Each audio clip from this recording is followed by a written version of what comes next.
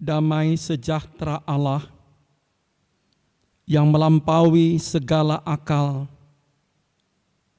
kiranya itulah yang memelihara hati dan pikiran saudara-saudara dalam Kristus Yesus Tuhan kita. Amin.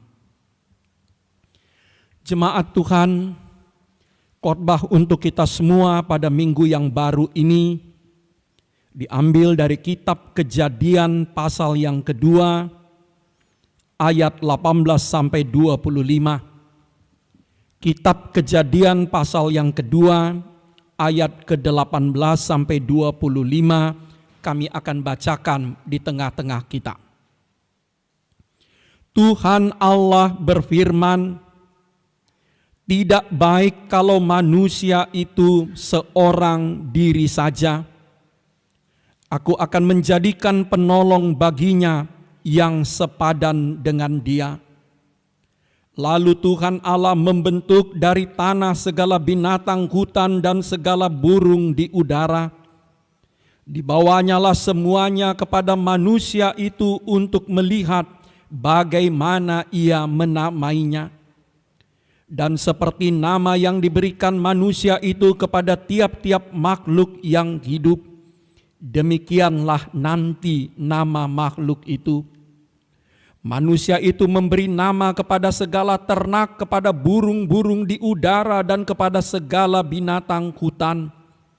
Tetapi baginya sendiri ia tidak menjumpai penolong yang sepadan dengan dia.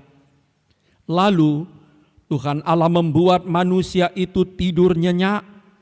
Ketika ia tidur, Tuhan Allah mengambil salah satu rusuk daripadanya, lalu menutup tempat itu dengan daging. Dan dari rusuk yang diambil Tuhan Allah dari manusia itu, dibangunnyalah seorang perempuan, lalu dibawanya kepada manusia itu. Lalu berkatalah manusia itu, "Inilah dia, tulang dari tulangku dan daging dari dagingku. Ia akan dinamai perempuan sebab ia diambil dari laki-laki. Sebab itu seorang laki-laki akan meninggalkan ayahnya dan ibunya dan bersatu dengan istrinya, sehingga keduanya menjadi satu daging. Mereka keduanya telanjang, manusia dan istrinya itu, tapi mereka tidak merasa malu." Sampai demikian. Jemaat Tuhan, kisah tentang Adam dan Hawa, kisah tentang Adam dan Hawa adalah untuk kita semua. Bukan hanya untuk orang yang menikah atau sedang menikah. Kisah ini dituliskan untuk kita semua.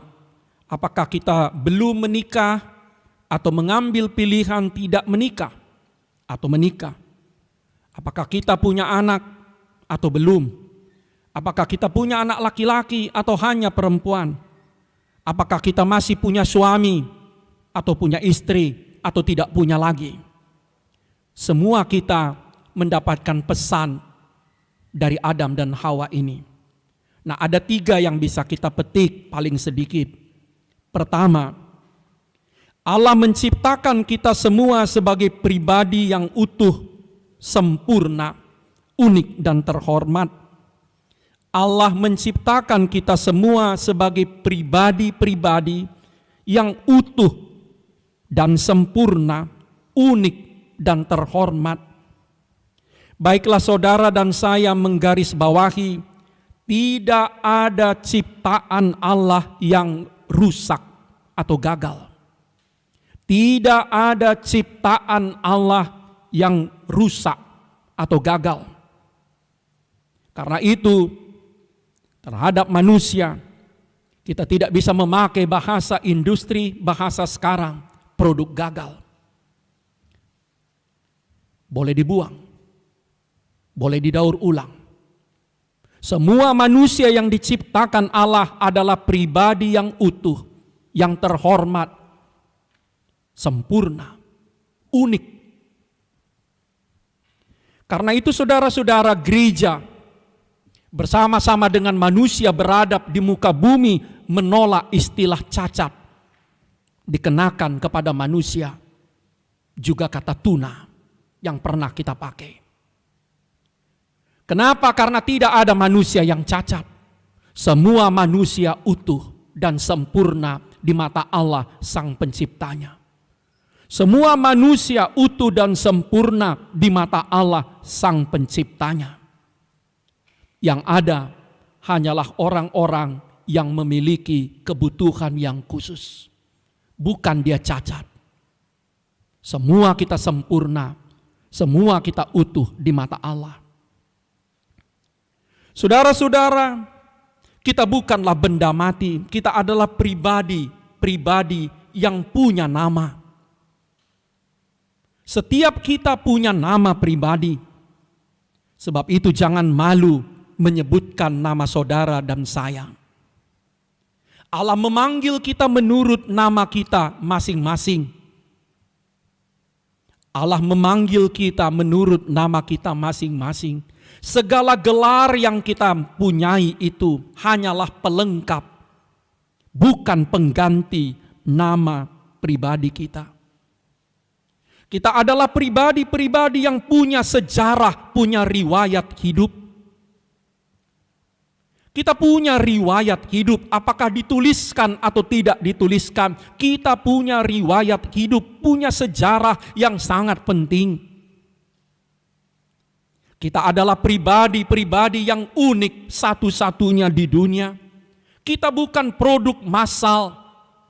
Kita tidak bisa di-copy paste. Walaupun ada manusia itu yang kembar 2, kembar 3 atau lebih, tidak ada yang persis sama. Kita masing-masing unik.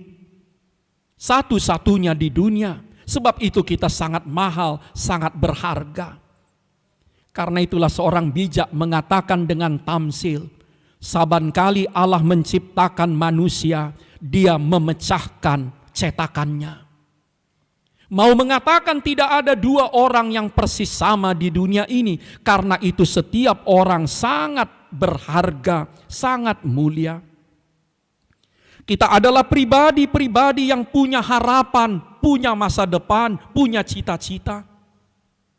Kita adalah pribadi-pribadi yang dikasihi Allah, yang untuk kita masing-masing Kristus Putra Allah rela mati. Sebab itu, jangan pernah katakan baik kepada diri kita sendiri atau kepada orang lain, kita bukan manusia yang utuh dan sempurna. Jangan katakan saya tidak sempurna karena saya belum atau tidak menikah.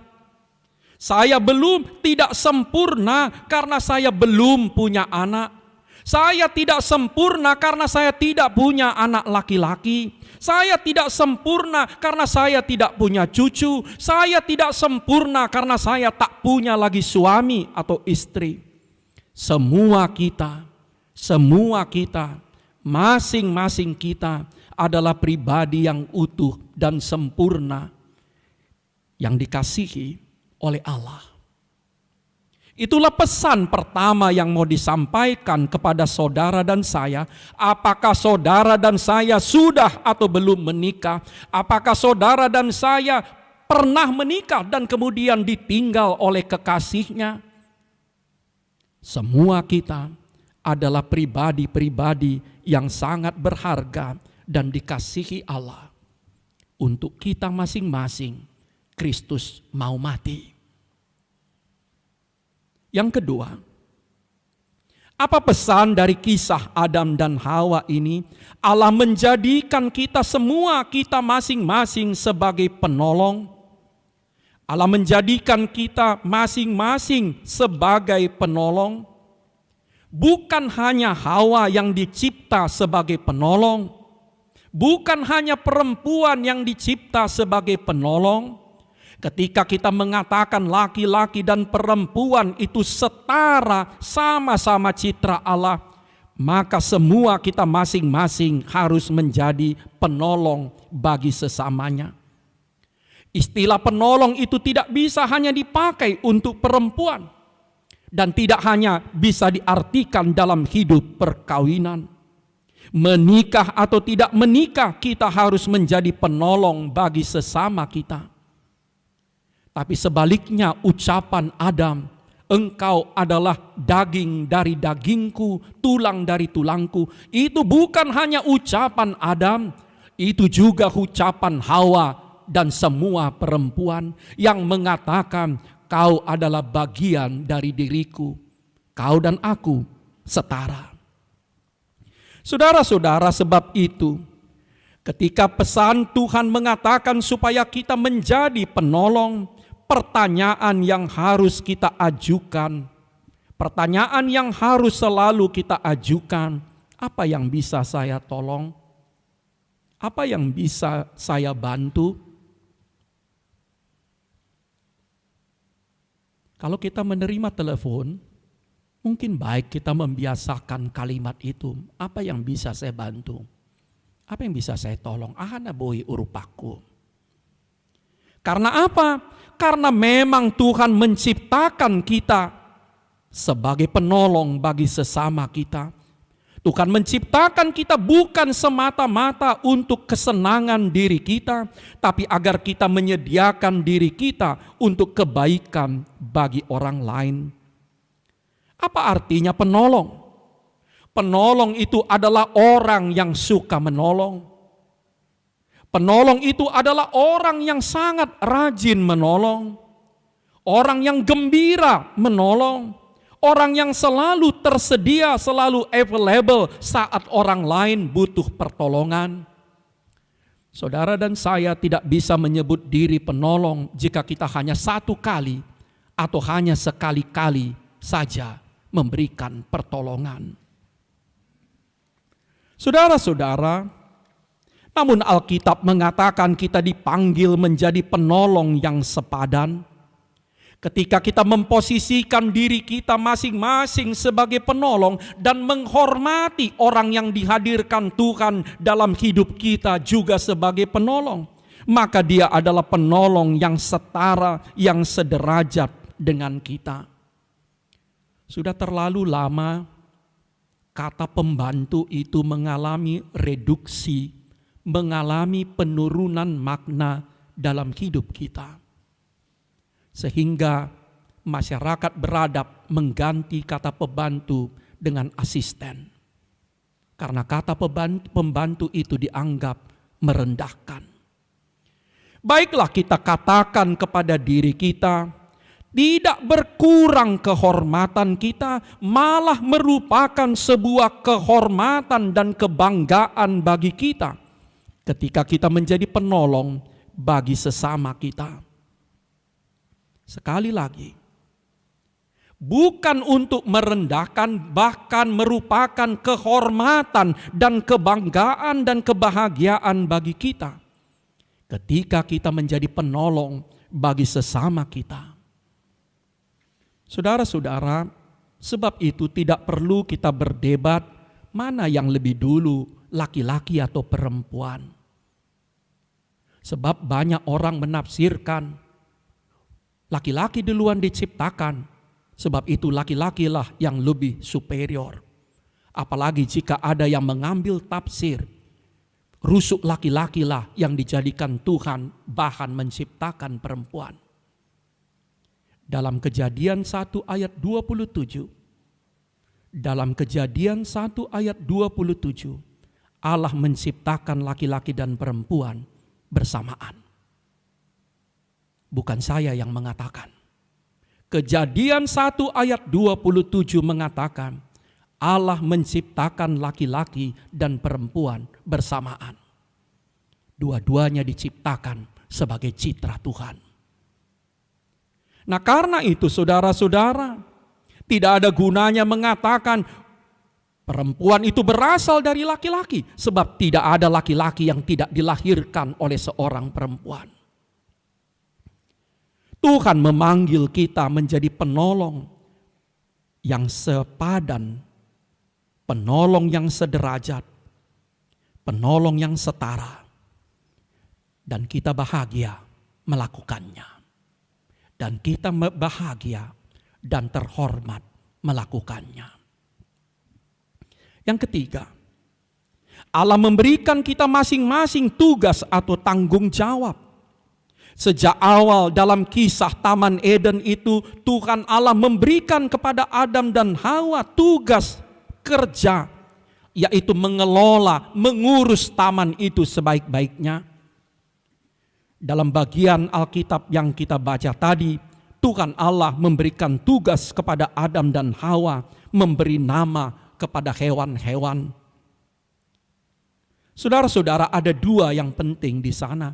Yang pertama, Adam dan Hawa, dan selanjutnya kita semua manusia dipanggil bukan hanya untuk berleha-leha, bermalas-malas, tapi untuk bekerja.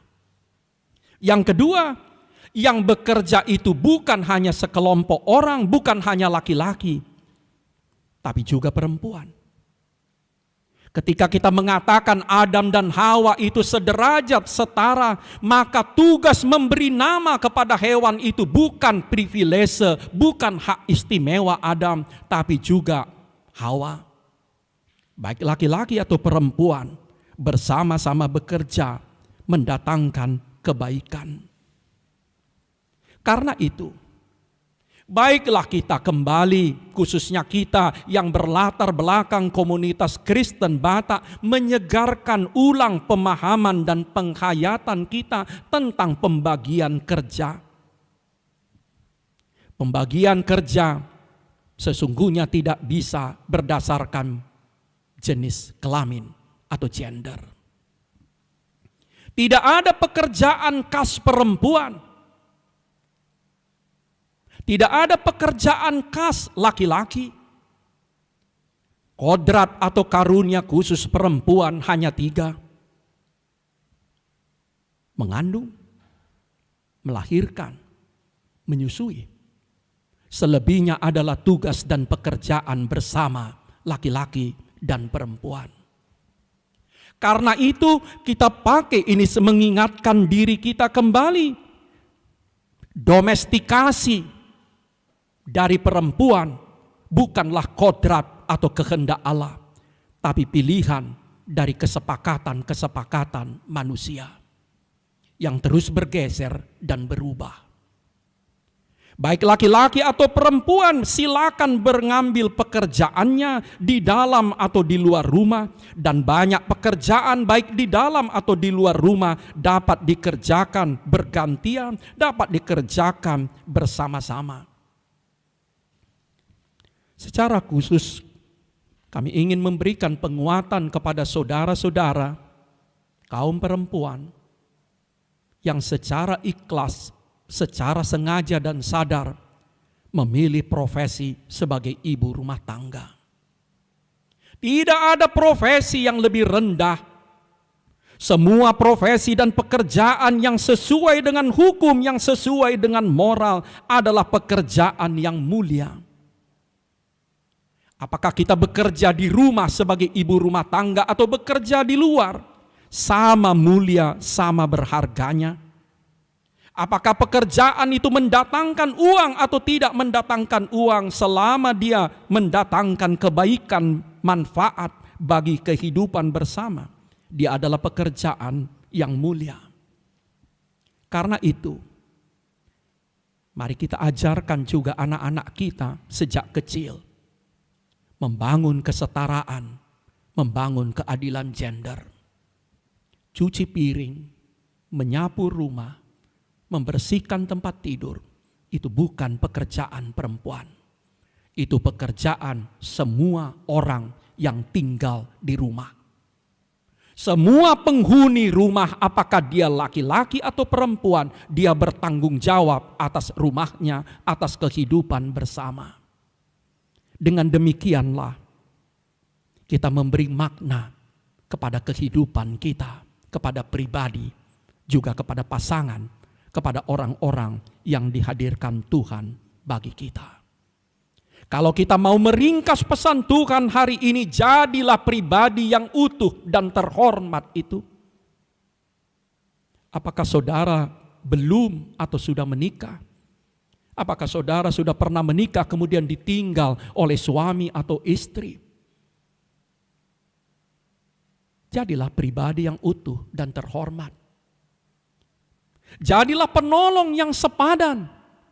Jadilah penolong yang berbahagia. Bukan penolong yang mengeluh, penolong yang selalu bersungut-sungut. Jadilah penolong yang terhormat itu, yang merasa bangga melakukan pekerjaannya menolong sesama. Dan bekerjalah sebaik-baiknya. Bekerjalah sebaik-baiknya. Lakukan tugas dan tanggung jawab kita sebaik-baiknya untuk kebaikan dunia ini. Amin. Mari kita berdoa. Terima kasih Allah, Engkau menciptakan kami sebagai pribadi yang utuh, sempurna, terhormat di mata Tuhan. Siapapun kami, biarlah kami menerima sebagai anugerah Tuhan pada kami. Dan biarlah kami juga memperlakukan sesama kami juga sebagai pribadi yang utuh dan terhormat di mata Tuhan dan di mata kami.